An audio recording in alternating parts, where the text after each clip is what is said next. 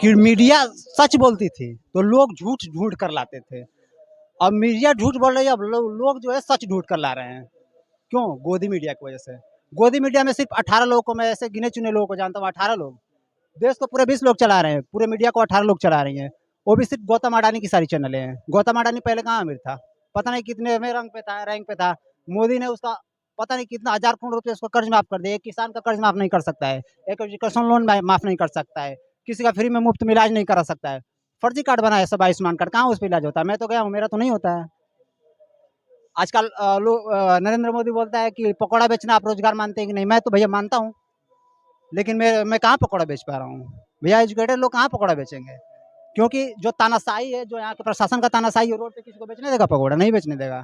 Sir हम 200 का पकौड़ा बेचेंगे, 1000 रुपया टैक्स लेगा एक दिन का, 1000 रुपये कहाँ से लाएंगे? ऐसे तो 30 रुपये महीना वही ले लेगा। 200 का हम पकौड़ा बेचेंगे, 6000 रुपया महीना पकौड़ा बेचेंगे, अपना रोजगार चलाएंगे कि घर चलाएंगे कि पैसा बचाएंगे कि प्रशासन को टैक्स देंगे? तानाशाही तो है ना, इसको तानाशाही बोलेंगे। नहीं, तो अगर जिस तरह से बेरोजगारी बड़ा मुद्दा है, गरीबी बड़ा मुद्दा गरीबी है, बड़ा मुद्दा उसके बाद अगर 400 पार का नारा बीजेपी हाँ दे जी। रही है तो कैसे, किस आधार मैं पे? बता रहा हूँ ईवीएम के आधार पे बोल रही है, क्योंकि उसको मालूम है। अभी देखिए एक वीडियो जल्दी से वायरल हुआ होगा, आप लोगों ने भैया देखा होगा कि उस पे वो कांग्रेस पे उसने प्रेस किया था, किसी भी पार्टी पे प्रेस कर रहा है तो बीजेपी का ही उस पर लाइट जल रहा था। ये वीडियो शायद आपने भी देखा होगा। मैं तो यही कहूँगा कि अगर जो शिक्षित लोग हैं, जो कोई भी बात शिक्षित है, अगर उसको थोड़े से भी पॉलिटिक्स के बारे में नॉलेज है, वैसे देखा जाए तो हर भारतीय पॉलिटिक्स के बारे में नॉलेज रखता है, बातचीत करना पसंद करे या ना करे वो तो उसके ऊपर है, लेकिन पॉलिटिक्स के बारे में थोड़ा बहुत तो सबको जानकारी होता ही है। जब तक युवा अपने तरफ से जागरूक नहीं होगा तब तो भैया खत्म है। और बीजेपी क्या बोल रही है, 80 करोड़ लोगों को मैं 5 किलो राशन दे रहा हूँ। उसको मालूम है ना कि मैं 5 किलो राशन दूंगा तो लोग फंसे रहेंगे। अभी तो 5 किलो दे रहा है, आने वाला समय में वो भी नहीं मिलेगा। 80 करोड़ लोग बीजेपी के आने के बाद मरेंगे, कन्फर्म मैं लिख के दे दूंगा, कोई लिखवा ले मुझसे। उसमें मैं भी हो सकता हूँ, पहला नंबर मेरा ही होगा मरने का, क्योंकि मुझे मालूम है कि मैं गरीब हूँ, मैं मरूंगा। आपके हिसाब से क्या लग रहा है, 80 करोड़ लोगों को राशन दे रही है, एक प्रकार से गरीबी को बढ़ा रही है, गरीबी को बढ़ा रही है जी। तो फिर आने वाला भविष्य क्या लग रहा है आपके हिसाब से? आप तो पढ़े लिखे कुछ हाँ समझदार हैं, आपकी समझदारी क्या कहती है? जी, मैं एक बात कंफर्म करना चाहता हूँ कि ये सिर्फ सरकार तानाशाही है। उन लोगों को 5 किलो राशन के नाम पे 80 करोड़ लोगों को मारने की तैयारी में है। 20 लोग इस सरकार को चलाएंगे। कोरोना आपने देखा होगा, कोरोना में नरेंद्र मोदी जो है इधर उधर अपने फ्लाइट से घूम रहा था, भारत के लोग अंदर ही फंसे हुए थे। बाहर से लोगों को बुला रहा था, अपने फ्लाइट से इधर उधर घूम रहा था। वो क्यों नहीं आया लोगों के बीच में? आया।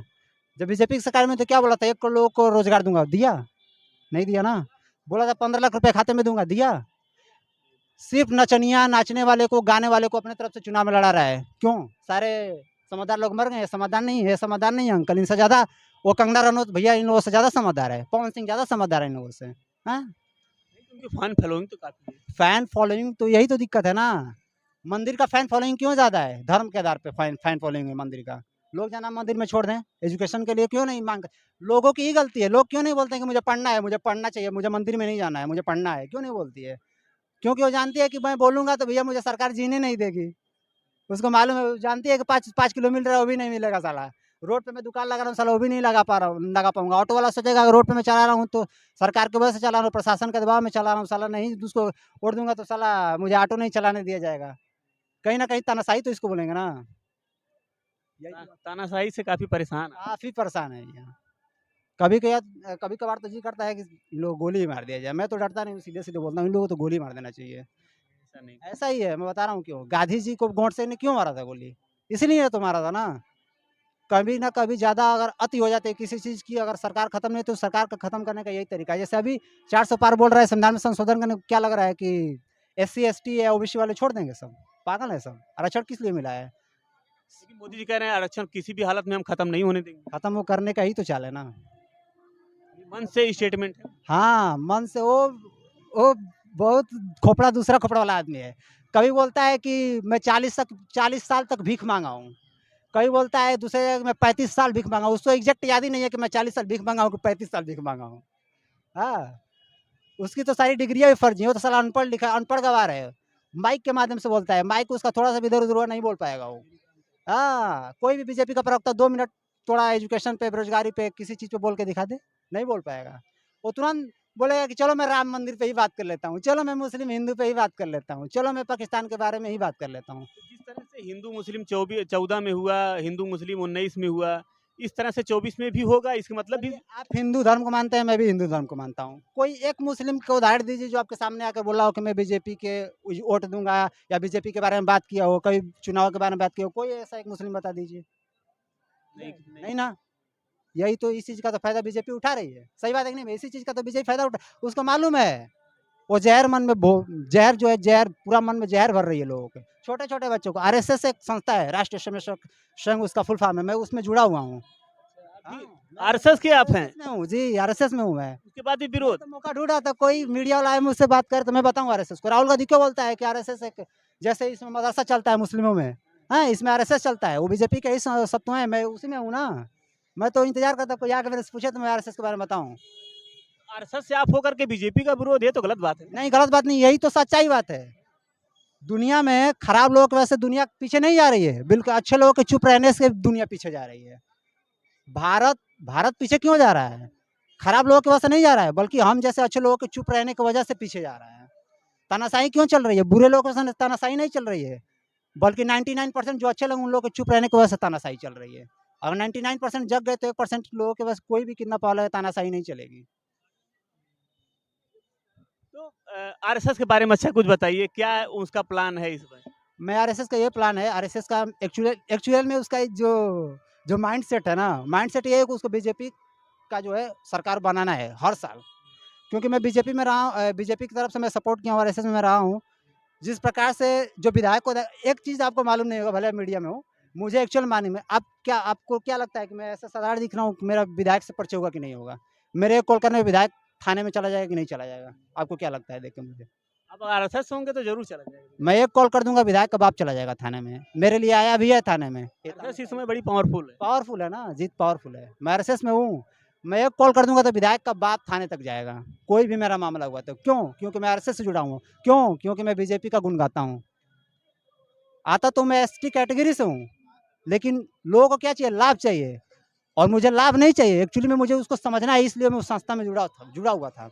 लेकिन मैं अब उसको पूरी तरीके से छोड़ चुका हूँ। मेरा एक मित्र है, लंगोटिया यार है, वो जुड़ा हुआ है, वो अलग मत का है, मैं अलग मत का हूँ। वो मेरा विरोध करता है, मैं उसका विरोध करता हूँ, सिर्फ चुनाव के मामले में। बाकी तो ऐसे हम लोग बहुत अच्छे मित्र हैं। व्यक्तिगत में करना भी नहीं चाहिए। हाँ, वो जो चीज़ में जा रहा है मैं उसको समझाता हूँ कि तू जो कर रहा है गलत है। वो बोलता है कि नहीं, तू जो कर रहा है वो चीज़ गलत है। मैं बोलता हूँ चल ठीक है, तू अपने दिशा में समझा, मैं अपनी दिशा में समझाता हूँ। तू अंधभक्त ढूंढ, मैं पढ़े लिखे लोगों को ढूंढता हूँ।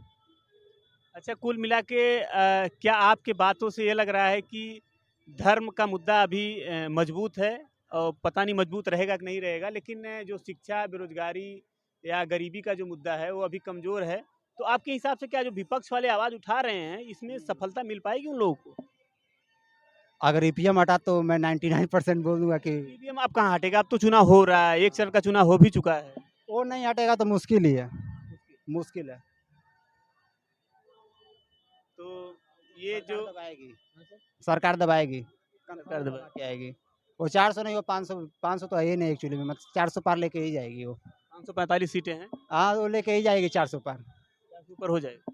उसको तो यही है कि जो भैया विरोध में बोल रहा है उसको जेल में पकड़ के डाल दो। क्या पता आज मैं बोल रहा हूँ, उसके गांड में दम ही नहीं है कि मेरे को डाल देगा पकड़ के। तो उसकी रीढ़ की हड्डी है, आपको कैसे डाल? हाँ, डाल कैसे देगा? तो जो पुलवामा हमला हुआ था जिसमें 400 किलो आरडीएक्स आया था, वो बीजेपी की ही सरकार के द्वारा लाया गया था।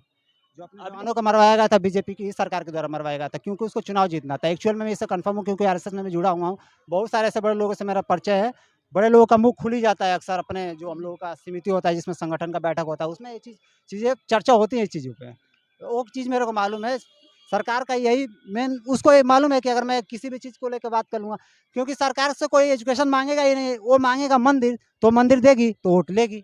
अगर मंदिर दिए, लोग मंदिर मांगे, मंदिर दिए तो मंदिर पे वोट मांगेगी, और लोग वोट देंगे भी। ना एजुकेशन मांगे, ना एजुकेशन दिया, ना एजुकेशन पे वोट मांगेगा। वो राम मंदिर दिया तो राम मंदिर पे वोट मांगेगा। उसका काम ही है, चुनाव के समय में अक्सर जवान मारे जाते हैं, उसका चाल ही वही है कि जवान मरवाओ, वोट लो। जवानों के नाम। हाँ, जवानों के नाम पे वो क्या राम मंदिर बनवा दिया तो बोलता है कि राम मंदिर बनवा दिए। कभी वो क्यों नहीं बोलता है कि ये जवान फलाना जवान शहीद हो गया। उसको तो नाम भी नहीं मालूम होगा, 10 जवानों का गिना चुना। वो तो देश का प्रधानमंत्री है ना, गृह मंत्री को नहीं मालूम होगा, जो रक्षा मंत्री है उसको नहीं मालूम होगा कि 10 जवानों का नाम बता दे जो शहीद हुए हैं हाल ही में। किसी का दो जवानों का नाम नहीं बता पाएगा वो, जब तक उसको कोई गाइड ना करे कि हेलो फलाना वो मरा हुआ है इस समय, जब वो नहीं बता पाएगा। यही सब तो मरवाते हैं ना। मंत्रियों के एक विधायक की गाड़ी पे क्यों नहीं आरडीएक्स आके लड़ जाता है? क्यों जवानों की गाड़ी पे आके लड़ जाता है? बॉर्डर पे जवान क्यों मारा जाता है? इतने बड़े गुंडों के बीच में एक मंत्री क्यों नहीं मारा जाता है? क्योंकि साला खुद वो गुंडा है तो कैसे मारा जाएगा? सारे गुंडे उसके हैं। कहा जाता है ना, गुंडा बनने से अच्छा साला गुंडा पालो। बीजेपी वही तो करती है, गुंडा पालती है। खुद गुंडा है, खुद गुंडा पालती है। सिर्फ बीजेपी नहीं, कोई पार्टी हो, सिर्फ आम जनता पागल है। 99% पागल है, 1 लोग होशियार है। 1% लोगों में वही 20 लोग आ रहे हैं जो पूरे आने वाले समय 20 ही लोग पूरे देश को चलाएंगे, बाकी सब वही भिखमंगे मरेंगे। कोई भी हो, कोई जूता महंगा पहनने से, कोई महंगा कपड़ा पहनने से, कोई चश्मा लगाने से, महंगी घड़ी पहनने से, फोन लेने से कोई अमीर नहीं बन जाता है। एक्चुअल में सब हम लोग मिडिल क्लास ही हैं, चाहे आप हो, चाहे मैं हूँ, चाहे पे कोई कितने भी खड़े लोग हों, सब मिडिल क्लास हैं।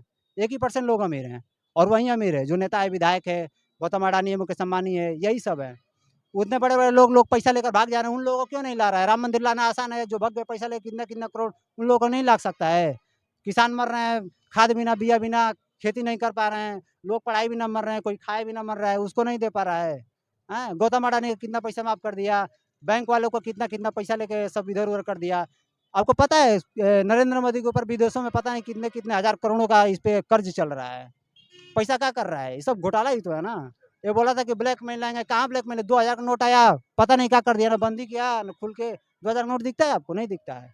पता तो नहीं क्या आरबीआई ने बंद कर दिया। वो आरबीआई, वही तो चाल है इन लोगों का, ब्लैक मनी। आपको पता है विदेशों में विदेश में एक ऐसी बड़ी मतलब बैंक है, उसके मतलब में आपको 10 मिनट नोट बंद है कि नहीं, उसको तो बस पैसा स्विस चाहिए। Swiss bank. और उसको स्विस बैंक बोलते हैं, उससे भी एक बड़ी बैंक है। एक्चुअली में उसको नाम मेरा नहीं याद आ रहा है, मैं उसके बारे में पढ़ा हुआ था। वो स्विस बैंक से भी बड़ा बैंक है वो ब्लैक मनी ही रखती है। वो ब्लैक मनी उसका, वो सिर्फ वो ब्लैक मनी रखने का ही काम करती है, सभी देशों की ब्लैक मनी रखती है। उसमें सब यही नेता विधायक जो है, यही सब इन्वॉल्व रहते हैं। इन लोगों के बारे में अब कह के ही क्या फायदा है? कुछ इन लोगों का होने वाला है ही नहीं। इन लोगों को तो खत्म करना है तो भैया कुछ दूसरा दिमाग नहीं, लगा। ज़रूरी है, आपके कहने से शायद कुछ लोगों को समझ में आ जाए, और सच्चाई भी है, समझना चाहिए लोगों को कि जो लड़का बेरोज़गार है, उसके ऊपर या उसके परिवार के ऊपर किस तरह की समस्याओं को देखता है और किस तरह की समस्याओं का रोज़ सामना करता है, झेलता है। इस चीज़ को देखना चाहिए। बाकी इस बातचीत से आप क्या देख रहे हैं?